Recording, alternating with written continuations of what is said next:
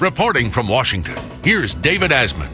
Sandy Berger met President Bill Clinton back in 1972 on George McGovern's presidential campaign. A Harvard law grad, Berger later worked in President Jimmy Carter's State Department. Then he went into private practice. A decade later, he was one of the Friends of Bill who urged then Arkansas Governor Clinton to run for the White House. In President Clinton's first term, Sandy Berger held the key position of Deputy National Security Advisor. In the second term, Berger took the top job. He now is the latest official from the Clinton administration to be tarred by scandal. This isn't the first time someone from the Clinton administration has been caught playing fast and loose with secret or sensitive documents. White House Director of Personnel Craig Livingstone resigned in 1996 after he improperly handled almost 1,000 confidential FBI files on Republicans. President Clinton pardoned former Defense Secretary and CIA Chief John Deutsch after Deutsch got caught taking classified documents home in his laptop. First Lady Hillary Clinton found herself under suspicion when her law firm's billing records under subpoena went missing. They later mysteriously appeared in the White House family quarters. As you'll see later, we've talked to investigators who wonder if Berger committed his crimes to cover up information that could damage the legacy of the Clinton administration. It wouldn't be the first time people may have taken a legal bullet for the Clintons. Susan McDougal went to jail rather than testify against the president in Whitewater, and Assistant Attorney General Webb Hubbell, after being convicted of tax evasion and fraud, famously remarked that he had to, quote, roll over one more time to protect the Clintons. But while the scandals were big news, history may judge that the most significant development of the Clinton years was the slowly escalating war waged on the United States by Islamic terrorists. And as National Security Advisor, Sandy Berger was right in the middle of that war. February 26, 1993. A failed first attempt to topple the World Trade Center with a truck bomb. 6 dead. June 25, 1996. The bombing of the Khobar Towers residence in Saudi Arabia. 19 Americans killed. August 7, 1998. The American embassy bombings in Kenya and Tanzania. 257 dead. The Osama bin Laden group of terrorist organizations was responsible for the bombing. Al-Qaeda, which was also behind the October 12, 2000 attack on the USS Cole in Aden, Yemen. 17 U.S. sailors dead. There was another attack that never happened. December 14, 1999, on the eve of the millennium, Ahmed Rassam, an Algerian national, was caught by an alert U.S. Customs officer as Rassam entered the country from Canada. In his trunk, nitroglycerin and timing devices. Target? Los Angeles International Airport. We have no other credible information of threats against particular targets in the United States. I think that we will, over the next few weeks, try to be as clear with the American people as possible about what we know and what we don't know.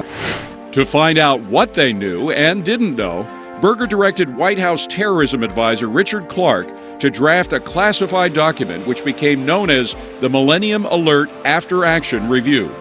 In it, Clarke set out the vulnerabilities faced by the United States and a series of recommendations for protecting America. What were they? Were they followed? We still don't know, because Clarke's report remains one of the most highly classified documents in the possession of the United States government. But after Al-Qaeda killed nearly 3,000 people on September 11, 2001, the nation demanded to know what went wrong. The first large-scale government investigation into 9/11 was the Graham-Goss Commission in Congress. Later, the bipartisan 9/11 Commission would be formed.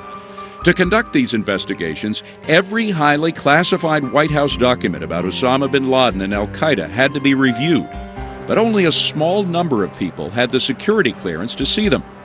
President Clinton tapped Sandy Berger to be his sole representative to review his administration's top-secret files. And Berger would take advantage of the stunning incompetence of the National Archives employees to steal and destroy some of the government's most sensitive, top-secret documents. For this crime, he would get away with a wrist slap. But there is much more to this story than has ever been revealed. September 2nd, 2003. By this time, the 9/11 Commission had convened, and Berger was most interested in the highly classified Millennium Alert After Action Review. As we told you, it was drafted by White House terrorism czar Richard Clarke after an alert customs agent in Washington state thwarted the terror attack planned for Los Angeles on January 1st, 2000. Former U.S. Attorney Andrew McCarthy, the lead prosecutor in the first World Trade Center bombings. We know that the Millennium After Action Review was a scathing attack of what the performance of the administration had been in the run-up to the millennium, that we only stopped it by luck. Several drafts of the report, with comments from White House staff attached, existed in the files presented to Berger. That day, Berger made more requests that Smith step out of her office. He was also making frequent trips to the bathroom and sending Smith's staff on errands. He had to make a phone call. He had to take a phone call. He was thirsty. So he asked one of the staff members to get him a Diet Coke, and that employee went to get him that drink. When that staff member, named John Laster, returned with Berger's soda, he witnessed the notorious sock stuffing incident. Laster dashed off an email to his boss, Nancy Smith. The archives staff member says, "Okay, I know this is odd. When I opened the door and started down the hall, he was stooped over right outside the doorway. He was fiddling with something white, which looked to be a piece of paper or multiple pieces of paper. It appeared to be rolled around his ankle and underneath his pant leg. We did not make eye contact. I can't be 100% sure of what I saw because it happened so quickly, but there was clearly something there more than his pants and his socks." Now I'm laughing, perhaps I shouldn't, because this is highly classified information we're talking about, but it almost sounds like a joke. But it's true.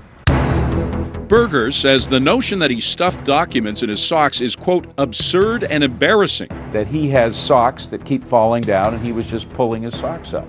I know when my socks fall down, although I like to think that they don't. I don't think anybody could think they saw paper down my pants leg.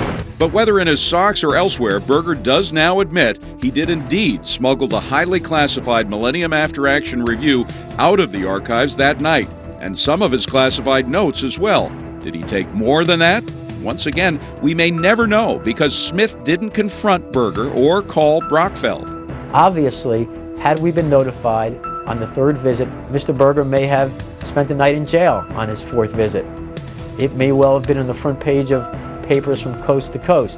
Instead, Smith and her staff concocted their own plan for his fourth visit. An amateurish sting that would catch Berger in the act, but utterly compromise the case against. We told you how Sandy Berger removed top-secret terror-related documents on at least 2 visits to the National Archives. His crimes were unprecedented for a former national security advisor to the President of the United States. Berger knew he was risking a long prison term if he got caught, and he did it at a time when the country's confidence in our national intelligence and in our government's ability to rise above the partisanship in the war against terror was badly shaken. Later, we're going to look at why Berger would take such a risk. But first, Berger's national security crimes were about to become even more flagrant. In the fall of 2003, Berger was near the end of his top-secret document review for the 9/11 Commission, and a crisis was coming. Berger had been stealing top-secret documents, and National Archive employees were onto him. On October 2nd, 2003, his 4th trip to the archives, the staff of Presidential Materials Director Nancy Smith had dreamed up a sting to catch him. But is that their role, to be law enforcement? To set up a sting? Clearly, I think not. Paul Brockfeld is the Inspector General of the National Archives. He was the one Smith should have called to try to catch Berger. She didn't. It was very damaging to the investigation and later prosecution of Mr. Berger. As we told you, many of the top-secret files Berger was reviewing were not numbered. But on this day, Smith penciled a number on the back of each page he gave to Berger. During that day, Mr. Berger acted in a manner that they'd been accustomed to now. Frequent visits to the men's room, frequent phone calls, frequently asking the other person in the room to leave the room and leave him alone. And when Berger was left alone, he hid one of the documents, which Smith numbered 217, under his briefcase. It was yet another version of the Millennium Alert After Action Review. Berger had stolen a different version on his last trip. During one of Berger's bathroom breaks, Smith determined document 217 was gone. Again, she should have called in Brockfeld. Instead, as a congressional report would later describe it, Smith and her staff started second-guessing themselves.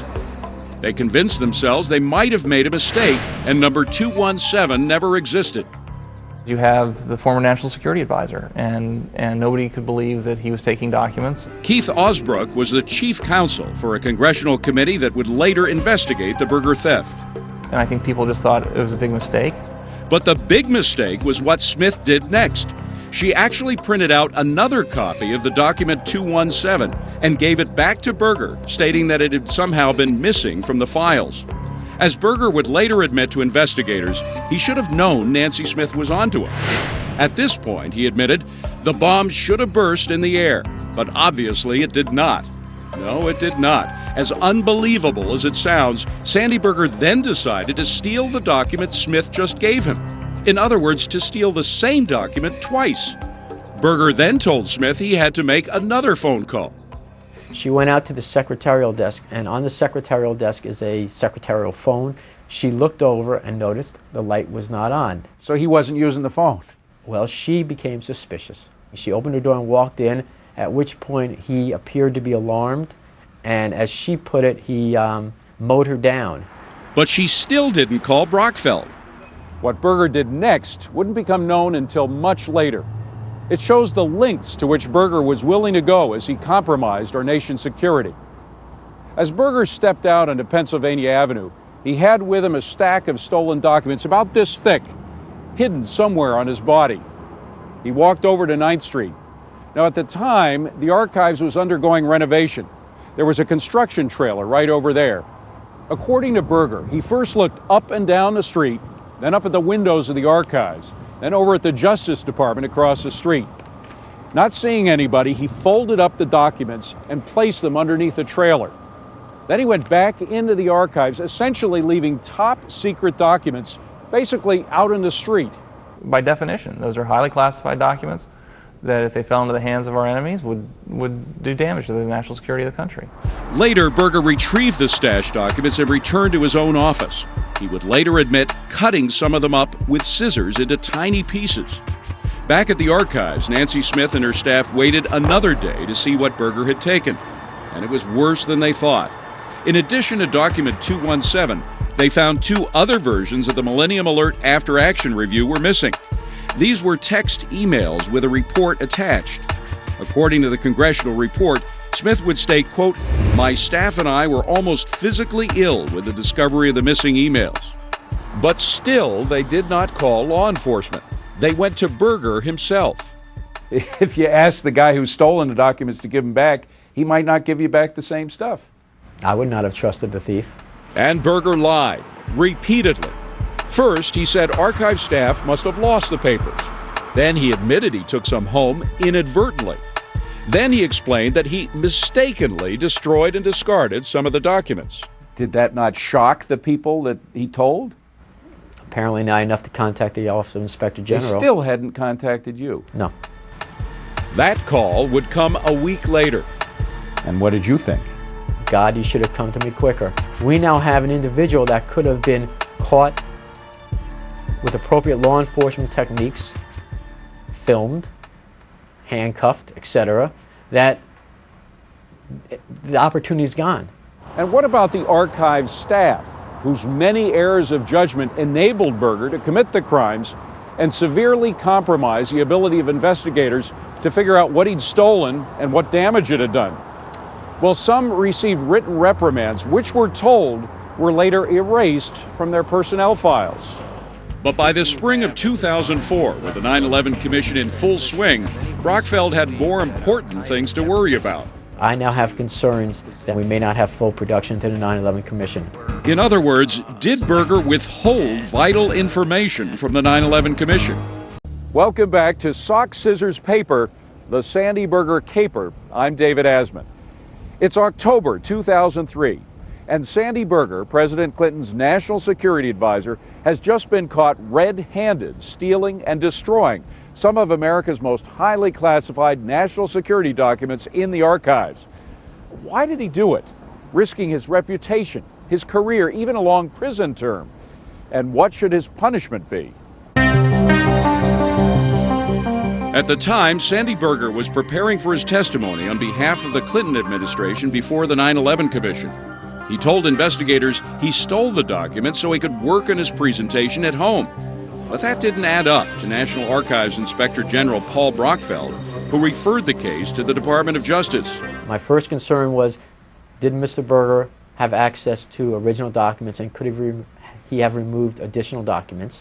And the second concern I had was, would the 9/11 Commission be informed of Mr. Berger's activity or actions prior to his providing testimony? Because I believed that if I was the 9/11 Commission, I would want to know the truth and veracity of a witness. Did you pass on that concern to the Justice Department? Yes, I did.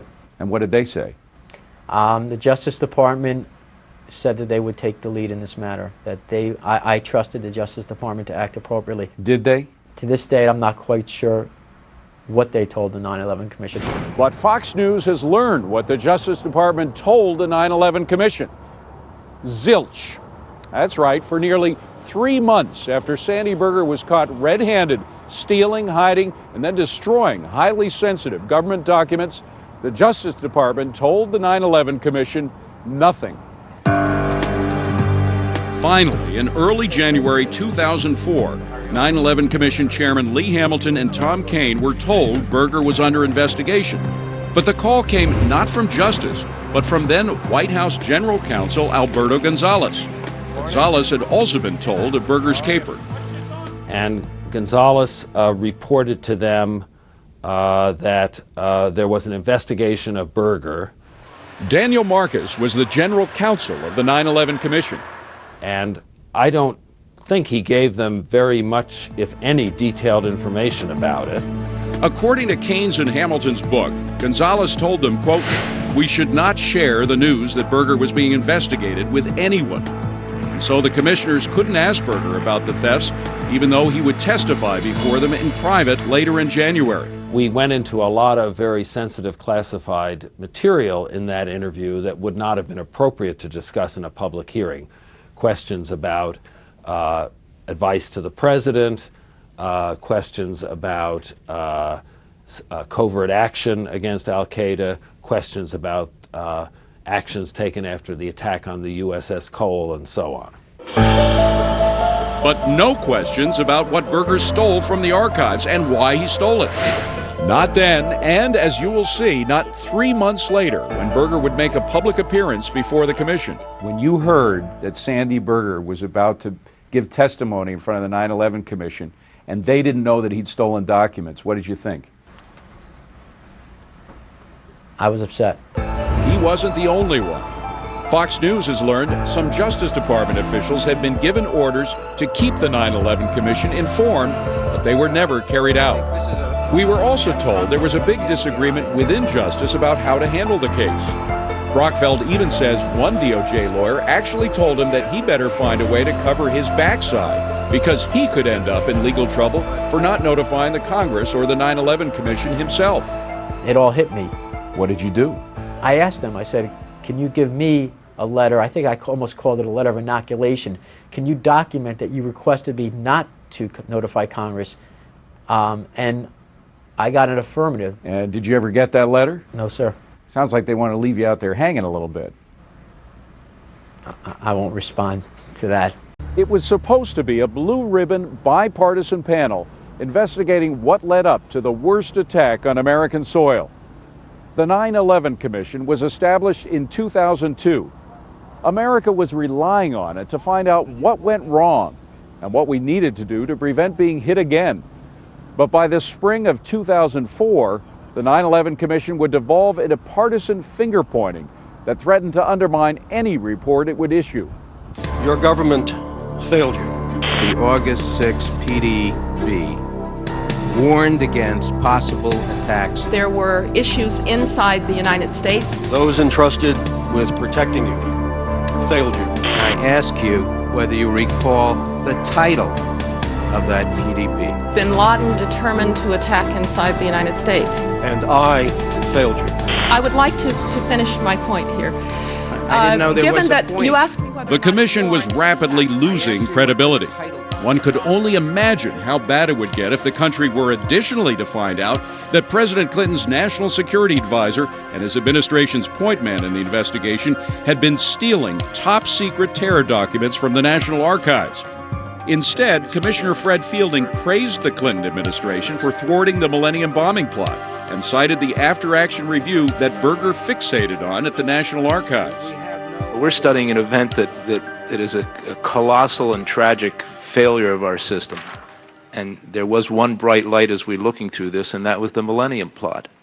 And the success of the Millennium Plot and in averting problems.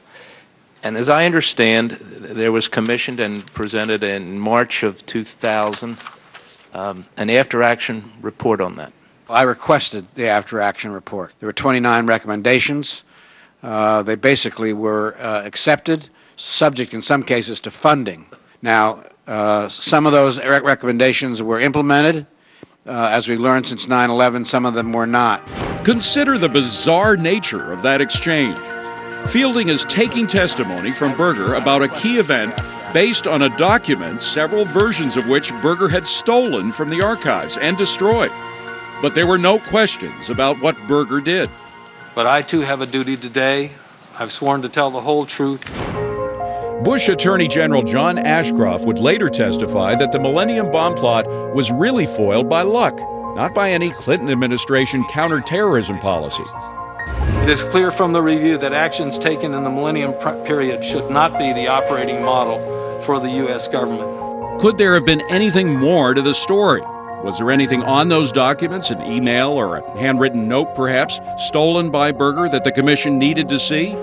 We asked Daniel Marcus, General Counsel for the 9/11 Commission. I can't believe that if there was such information, we didn't learn it anyway from other people we interviewed, including people in the government who were very critical of the performance of Berger and the CIA during this period. But Brockfeld says that's just wishful thinking. It's not as black and white as it sounds. Copies, if they did not make it through or did not survive, might never get to the 9/11 Commission, even if they were relevant. What's more, Berger's bizarre behavior raised its own questions.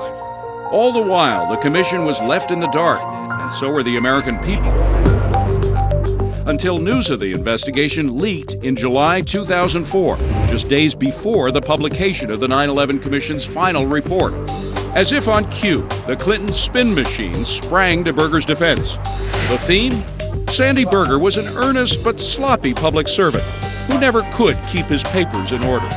Clinton himself went on the David Letterman show and joked, quote, "Anybody that ever saw Sandy Berger's office at the White House wouldn't be surprised that he gets the papers mixed up or takes the wrong ones away," end quote. It wasn't true that Berger was just sloppy, but the media bought it.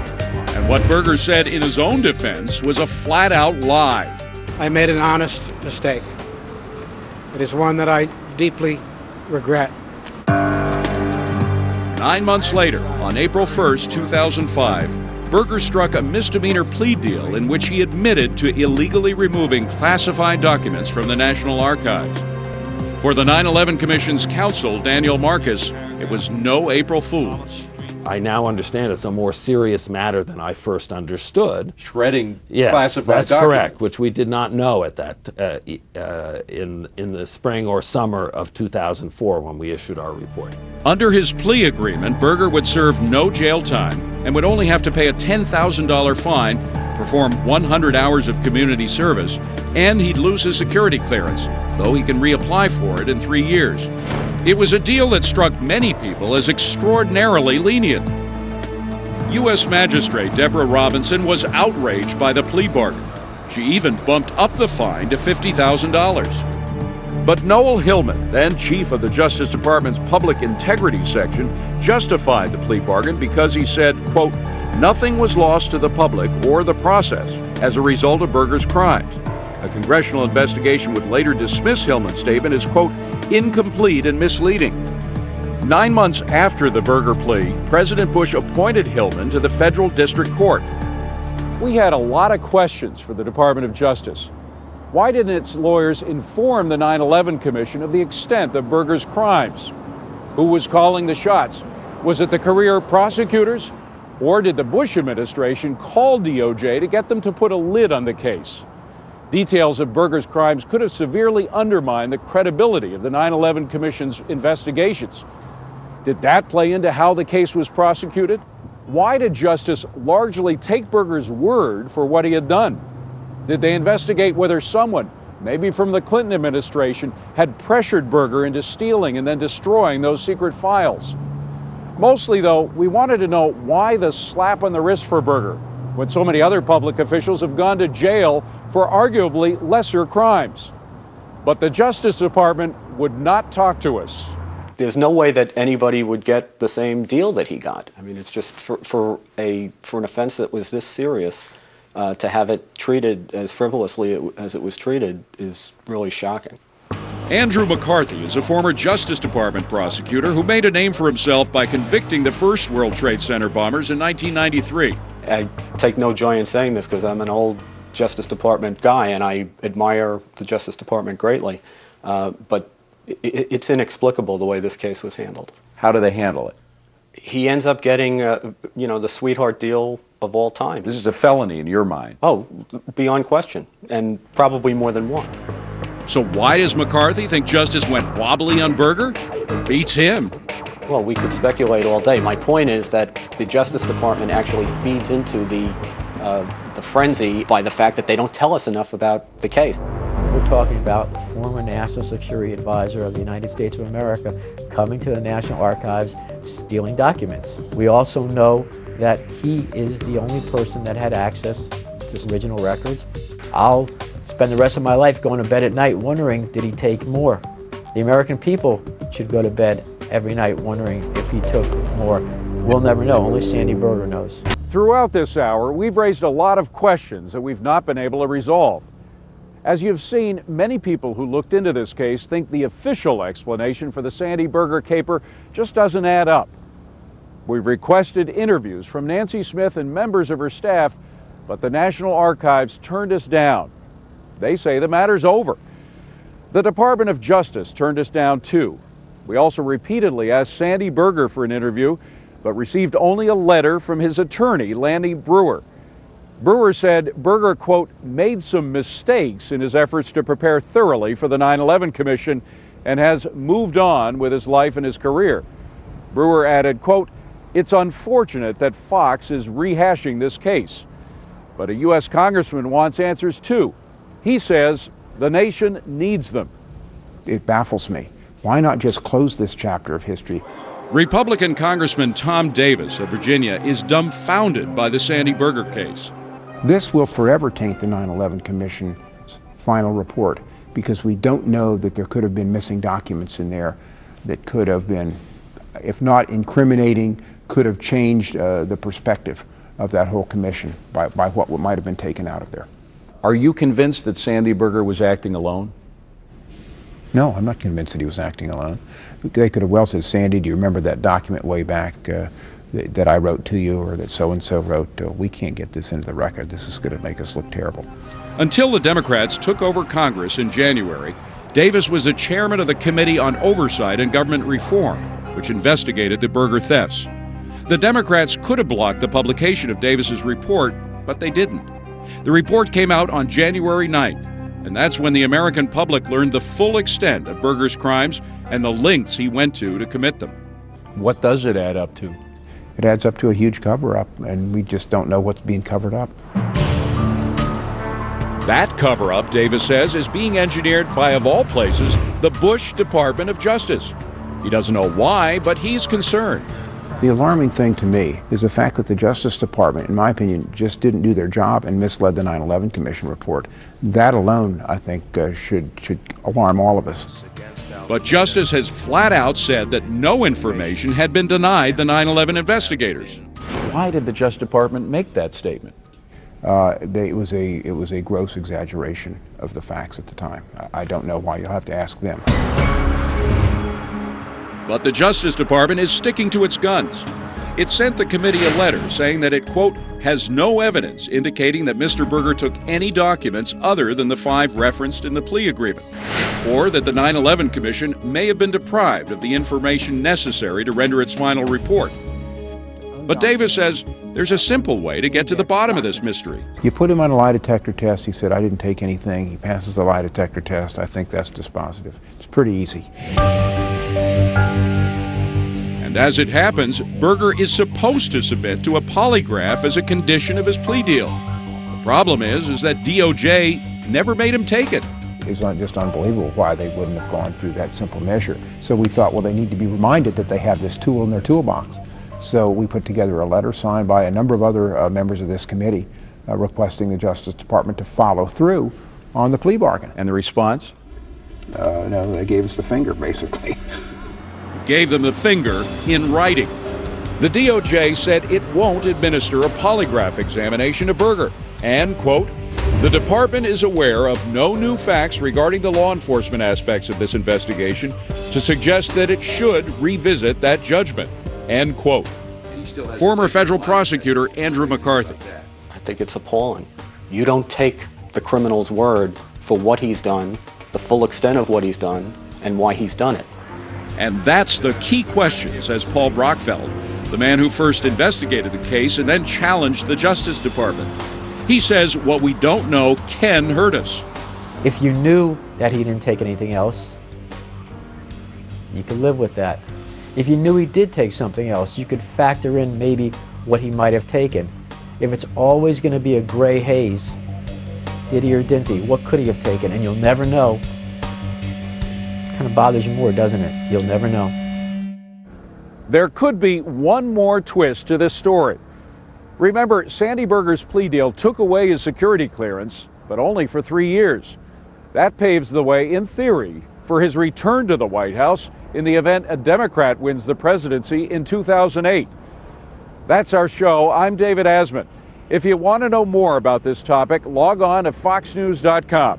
And when you're online, let me know what you thought of the program.